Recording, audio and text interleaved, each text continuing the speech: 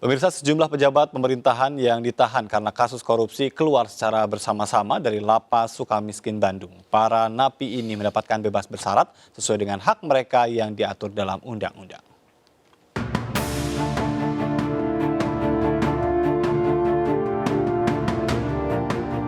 Mantan Menteri Agama Surya Dharma Ali divonis 6 tahun kurungan penjara dengan denda 300 juta rupiah subsidiar 3 bulan kurungan, serta uang pengganti sebesar 1,82 miliar rupiah. Saat itu, ia terbukti menyelewengkan dana operasional menteri yang dikatakan majelis hakim tidak sesuai dengan peraturan Menteri Keuangan yang mengatur penggunaan DOM. Tidak hanya mantan Menteri Agama, mantan Menteri Hukum dan HAM sekaligus Hakim MK Patrialis Akbar juga divonis 8 tahun penjara oleh Majelis Hakim di Pengadilan Tipikor pada 4 September 2017. Patrialis diwajibkan membayar denda 300 juta subsidiar 3 bulan kurungan. Ia juga diwajibkan membayar uang pengganti $10.000 Amerika Serikat. Ia dihukum karena terbukti menerima suap $50.000 terkait penanganan perkara judicial review tentang peternakan dan kesehatan hewan di MK.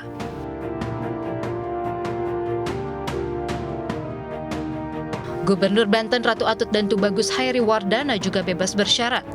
Ratu Atut dan Tubagus Hairi Wardana mendapatkan pembebasan bersyarat dari Direktorat Jenderal Pemasyarakatan Kemenkumham.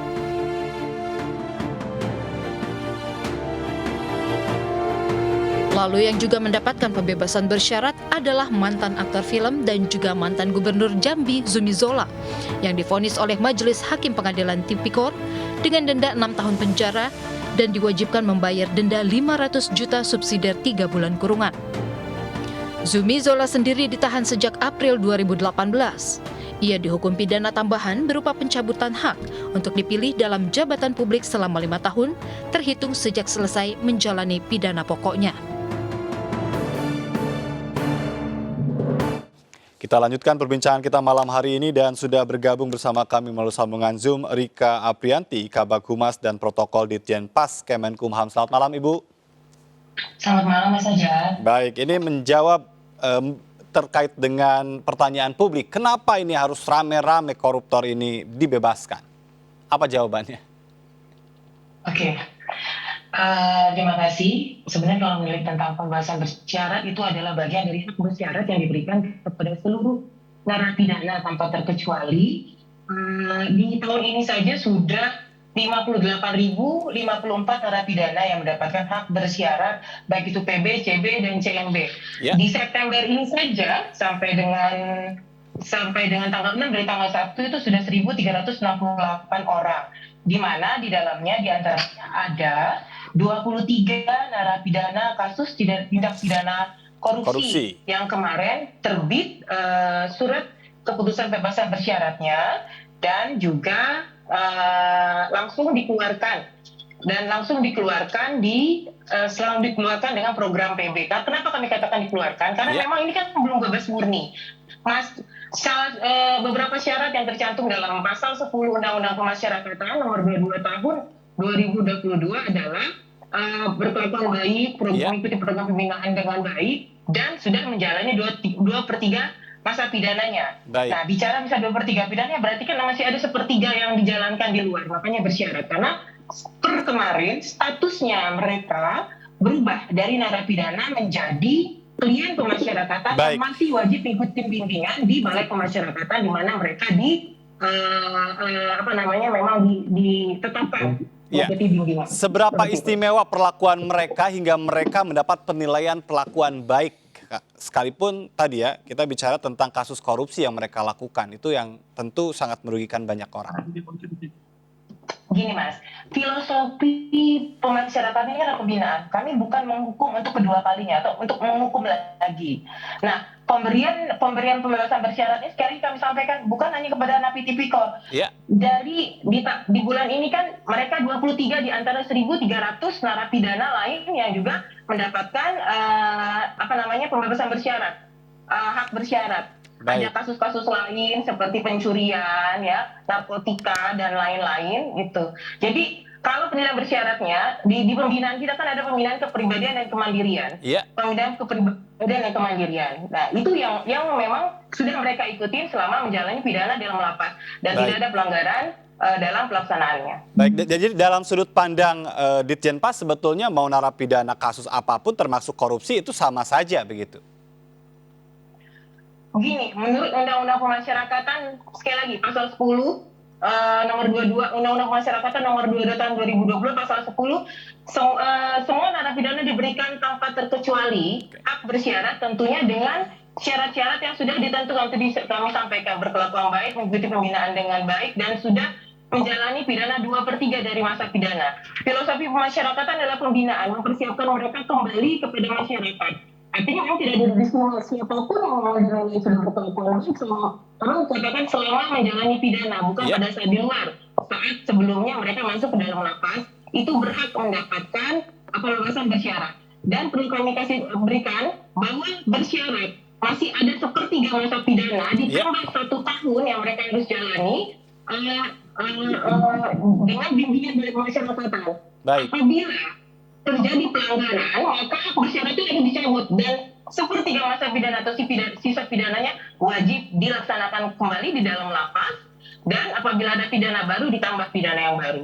Bersyarat. Bersyaratnya itu pun ditanggal bebas murni ditambah 1 tahun. Ditambah 1 tahun justru masa percobaannya. Baik. Dan juga sudah bergabung bersama kami selain Ibu Rika ada Tama Langkun, Ketua DPP Bidang Hukum dan HAM Partai Perindo. Selamat malam, Mas Tama.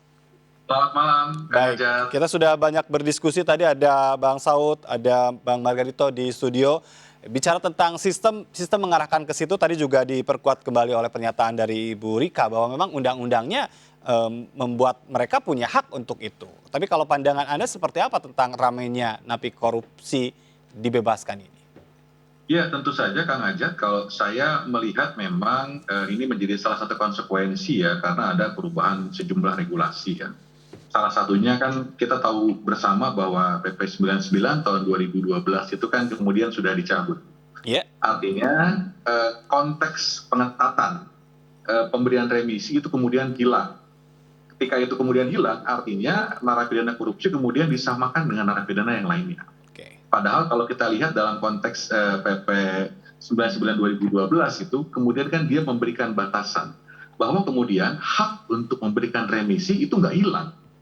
Tapi memang dibatasin secara limitatif dengan syarat-syarat tertentu. Misalnya harus bekerja sama dengan penegak hukum, kemudian juga misalnya sudah membayar denda atau uang pengganti dan lain-lain. Ini menurut saya, pandangan saya ini menjadi salah satu hal yang memang menjadi penyebab kenapa kemudian pemberian remisi itu kemudian bisa lebih mudah diberikan kepada pelaku tindak pidana korupsi.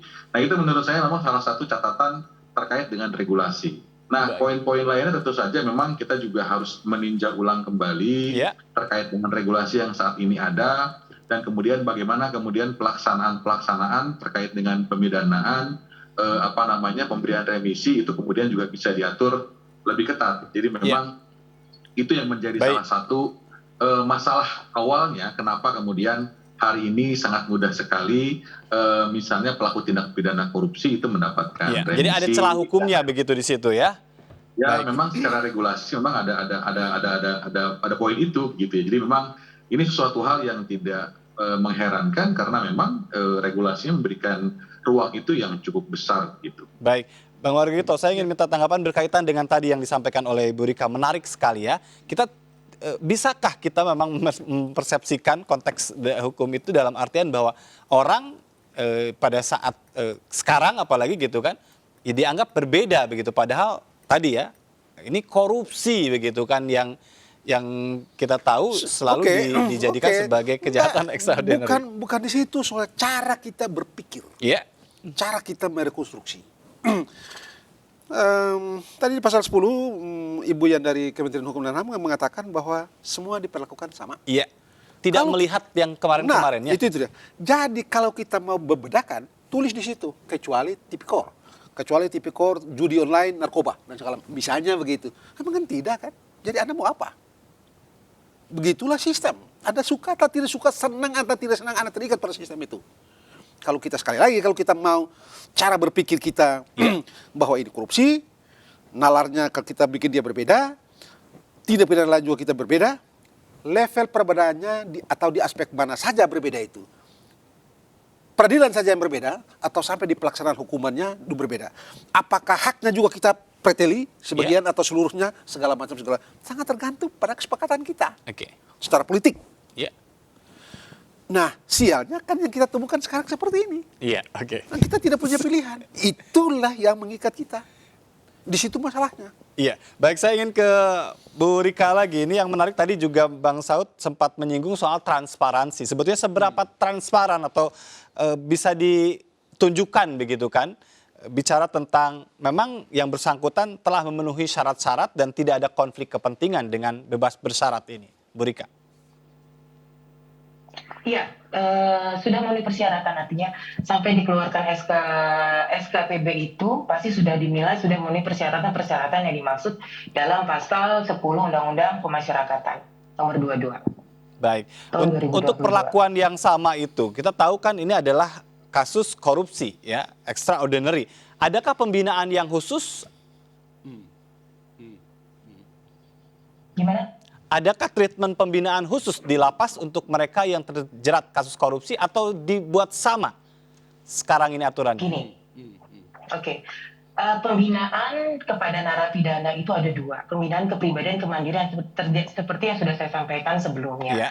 Tentunya diberikan kepada orang-orang pasti berbeda-beda ya. Contoh, kalau tentang pembinaan kepribadian biasanya memang berkaitan dengan spiritual, keagamaan, dan itu saya rasa itu sama dimanapun pembinaan keagamaan diberinya sama sesuai dengan agama dan kepercayaan masing-masing. Mungkin yang berbeda dari kemandirian terkait dengan minat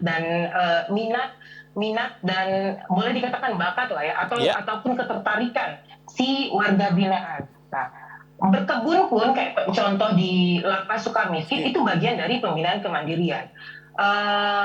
Kegiatan yang lain pun seperti di Lapas kelas 2 Tangerang biasanya ada handicraft, ada juga pembinaan intelektual. Baik, tapi adakah pembeda untuk mereka yang terjerat kasus korupsi dan yang bukan kasus korupsi? Sehingga nanti indikator penilaian kelakuan baik dan keberhasilan dan syarat-syarat yang menguntungkan dianya juga kan akan berbeda kalau memang pembinaannya berbeda begitu. Oke, saat ini kami sudah mempunyai sistem namanya SPPN, Sistem Penilaian Pembinaan Narapidana. Di sana sudah ada indikator-indikator memang yang diberikan sama kepada seluruh narapidana. Dan ini yang bermain memang sistem. Dan ini bagian dari kami untuk transparansi kepada publik. Kenapa seseorang itu mendapatkan hak bersyaratnya, baik itu PB, CB, CMB, ataupun remisi sekalipun. Jadi kita saat ini sudah menggunakan sistem itu SPPN. Baik, saya ingin minta tanggapan. Dari transparansi kami pada masyarakat. Iya, saya ingin minta tanggapan dari Bang Saud. Ini bagaimana Anda menilai hal-hal yang tadi kita diskusikan itu, Bang Saud? Ya, saya pikir awalnya kan pertanyaannya adalah kita masih beranggapan bahwa korupsi itu menyangsarakan orang banyak, merugikan negara, menimbulkan kemiskinan, bahkan di beberapa negara bisa revolusi dan negaranya bahkan bisa bubar. Makanya disebutlah korupsi itu ekstra. Nah, kemudian ketika tadi disampaikan Bung Tama tadi bahwa ada perubahan di PP 99 itu, kemudian itu dianggapnya semua sama.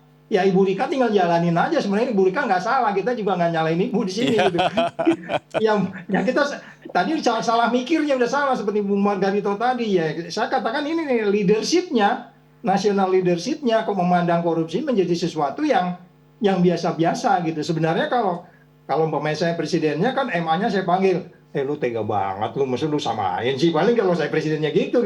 Mungkin Pak Margarito beda lagi ngomongnya gitu. Maksud saya, how do you inspiring the people untuk stop korupsi? Itu yang penting gitu loh sebenarnya. Jadi kita nggak ngebenci juga orang yang udah dilepasin. Kita nggak dalam posisi loh Bu Rika. Kita nggak dalam posisi ngelarang-larang. Itu juga tadi kita di bagian depan waktu Bu Rika belum masuk kita udah bilang ini sistem yang dijalani Bu Rika. Tapi kemudian kalau kita mau duduk nalar hukum, logika hukum, argumentasi hukum kita ya. Kalau sedikit mau pakai naskah akademik, pasti kok samain sih gitu kan. Beda loh ngambil 3T sama ngambil ayam kok sama kan gitu. Jadi sekali lagi ya kita marilah duduk sama-sama gitu, kita hanya Baik. menyampaikan itu, kita harapkan aja Tama nih nanti ada jadi anggota DPR duduk di Komisi 3. Baik, saya ingin minta tanggapan Bang Tama ini. Kalau tadi dikatakan memang tadi sistemnya sudah seperti itu, tapi sebetulnya kan kalau masyarakat awam melihat masih bisa ada improvement lah di bawah kalau memang punya hati nurani begitu. Bagaimana Anda melihat bisakah ada perubahan atau dimulai dari mana itu selain tadi leadership memang yang sifatnya perubahan undang-undang. Adakah hal yang bisa dilakukan di tingkat operasional?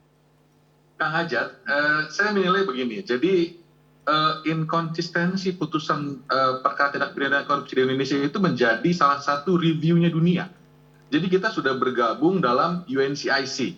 Kita ada beberapa kali review, putaran pertama, putaran kedua, dan salah satu dalam review tersebut mengatakan salah satu gap penerapan tindak pidana korupsi di Indonesia itu adalah soal inkonsistensi putusan. Jadi selain putusannya dianggap ringan, kemudian pemberian remisi yang kemudian tidak diatur secara ketat itu kemudian menjadi penyebab dianggapnya salah satu catatan dunia kepada Indonesia. Jadi kalau saya mau menarik ini ke dalam pandangan yang lebih luas, artinya negara kita belum ada pada pandangan bahwa korupsi ini membahayakan, internasional juga menganggap ini adalah salah satu hal yang membahayakan juga dunia internasional. Nah, itu yang kemudian menjadi catatan. Artinya tatapan pertama adalah setuju dengan Pak Saud tadi bahwa kemudian memang perlu ada perubahan mindset, perubahan cara pandang. Terutama yang pertama adalah soal regulasi. Jadi memang kita akan melihat itu, kita berharap pemerintah juga fokus untuk melihat hal tersebut, regulasi-regulasi yang sekarang ada. Itu yang pertama. Kemudian yang kedua, tentu saja dalam konteks penjatuhan pidana, ini bebannya juga sebetulnya tidak hanya pada pemberian remisinya, tetapi juga dalam konteks putusan pengadilannya. Tentu Mahkamah Agung pun juga harus mereview putusan-putusan yang dianggap kita suka bilang adanya disparitas dalam putusan. Saya misalnya bisa melihat ada perkara-perkara kita bisa perbandingkan ya. Misalnya ada perkara yang kerugian negaranya 300 juta, ada perkara yang satunya lagi adalah kerugiannya 8,8 miliar, dendanya sama-sama 200 juta misalnya. Itu kan kelihatan. Jadi memang tidak hanya soal regulasinya, tetapi juga putusan pengadilan harus kita dorong agar Mahkamah Agung memberikan sanksi yang kemudian tidak menimbulkan disparitas nanti. Jadi sanksinya sesuai dengan perbuatannya, termasuk sesuai dengan posisi pelakunya sebagai koruptor. Iya, baik. Saya ingin ke Bang Margarito. Ini sebagai pertanyaan-pertanyaan terakhir begitu kepada para narasumber. Lalu apa yang bisa dilakukan begitu kan untuk membuat sistem pro terhadap pemberantasan korupsi? Bereskan politiknya. Bereskan politiknya. Karena situ induk. Tadi Pak Saud tadi berharap agar Tama bisa, kalau dari DPR bisa gitu ya. Nothing. Bullshit. Why? Berapa duit dia punya? Mau jadi anggota DPR, kampanye pakai duit, pakai daun. Duitnya berapa? Dia punya puluhan miliar. Baik. Jadi nothing. Tapi itulah, di situ akarnya. Politiknya yang mesti dibereskin. Sementara politik kita begitu komersial. Begitu food is money. Artinya pertanyaan yang tadi saya sampaikan ya sudah lah, itu sebagai penasaran pertanyaan aja. Mari kita bikin waras saja gitu. Jadi hal yang sekarang terjadi itu ya sudah hal yang election, general election, this is money. Big money. Kalau Anda melarat-melarat, Anda pintar, Anda profesor saja, Anda masuk dalam politik ini segala macam, Anda ke laut. Anda mesti datang dan uang segudang. Big money. Dan itu yang tidak bakal bisa dilakukan. Jadi ada hal-hal yang memang membuat itu menjadi sulit. Tidak mungkin. Tidak mungkin. Ya, Anda memukul korupsi, tapi Anda sediakan ladangnya di sebelah sini. Ya itu tadi. Pemilunya mahal, mahal semua. Ya, produksi korupsi. Jadi nothing. Bang Saud, silakan. Hal apa yang memang bisa dilakukan di tengah tadi pesimisme Bang Margarito? Ya, bagaimanapun di mana-mana negara, memang saya selalu insist ya ngomong ya bahwa itu memang national leadership yang menentukan. Kan nggak bisa, apalagi kalau di parlemen dia dominan gitu.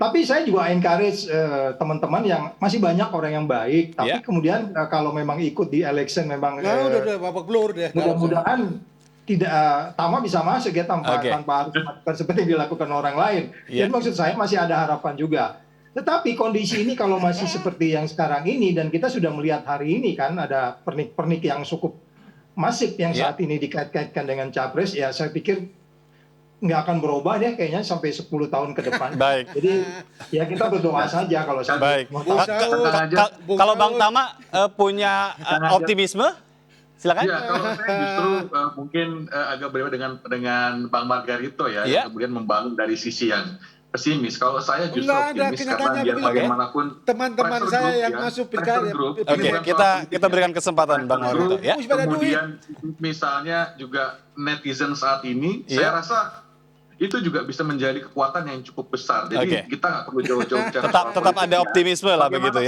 ya. perkara-perkara kita lihat misalnya perkara-perkara yang dibuatkan skenarionya dalam perkara terakhir misalnya di perkara-perkara tersangka FS karena tekanan publik, Iya, media, kemudian dia kembali ke relnya. Jadi tentu saja saya nggak akan melihat dari sisi yang positif dan terus menyebarkan bagaimana kemudian kita bisa sama-sama mendukung pemberantasan korupsi di Indonesia. Baik, saya terakhir ke Bu Rika. Bu Rika, ini bicara tentang memang sorotan selalu ke Kemenkumham begitu. Bagaimana Anda memastikan bahwa Kemenkumham memang tidak dalam tanda petik berpihak pada koruptor? Silakan.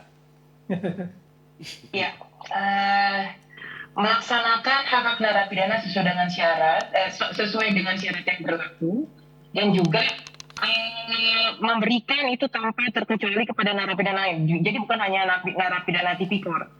Dan bagian dari pembinaan kami juga merupakan upaya kami untuk mempersiapkan, sekali lagi kami menyatakan bahwa kami filosofinya adalah pembinaan, Ya. bukan penghukuman itu ada di pengadilan.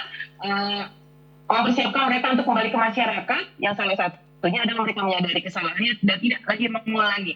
Itu pun kalau tidak mengulangi lagi, menurut saya itu adalah bagian support dukungan kami, upaya kami untuk memberantas ataupun mengurangi korupsi di tanah air kita. Dan kita berharap memang tidak terulang lagi karena seenak-enaknya, kayak seperti tidak enak lah di penjara, mau sehari 2 hari, itu merupakan salah satu yang menjadi trigger kita. Selain memang kita melaksanakan pembinaan di dalam lapas dan mengembalikan mereka kembali ke masyarakat. Ya, kita harapkan memang seperti itu. Pada saat sudah dibina dan sekarang sudah diberikan bebas bersyarat, mereka tidak mengulangi dan justru menjadi inspirator, role model bagi masyarakat. Ya, terima kasih Bang Margarito sudah bergabung bersama kami, Bang Saud, Bu Rika dan Mas Tama. Salam sehat untuk semuanya. Dan pemirsa, kami masih akan berlanjut, tetap bersama kami, tetap di MNC News Prime karena akan kembali dengan informasi menarik lainnya.